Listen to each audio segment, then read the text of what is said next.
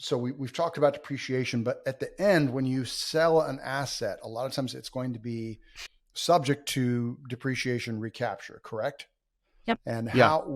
how are some ways that investors, especially passive investors, can plan for that, offset it? Talk to me.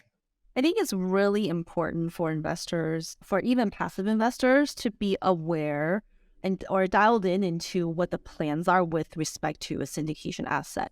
So if I invested in an apartment syndication and I know it's going to exit sometime this year, that it's a really good idea for me to do some tax planning with my own CPA, right? So for example, I'm expecting $80,000 capital gains from the sale of real estate. What are some of the ways I can reduce it, right?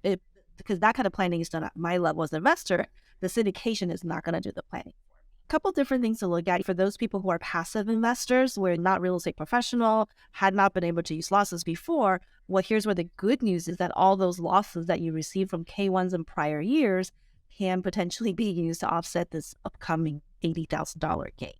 Or if you're someone who has your own rental properties that are single family duplexes that are kicking off losses, whether naturally from depreciation or manufactured through accelerated depreciation, those losses can also likely offset the capital gains from the sale of a syndication asset.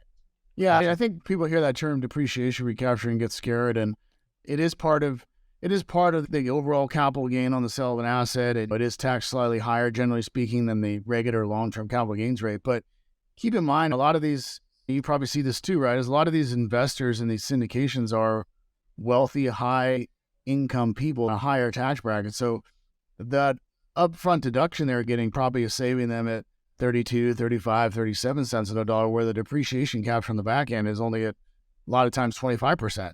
So you're still coming out ahead in the right circumstances. But again, it's all part of that capital gain. So it all goes back to, at the end of the day, it goes back to the planning of how are we going to offset the overall capital gains, and it's going to shelter that and the capital gains, and what are some other things we can do from a timing perspective to reinvest money in here or there, whatever the case may be.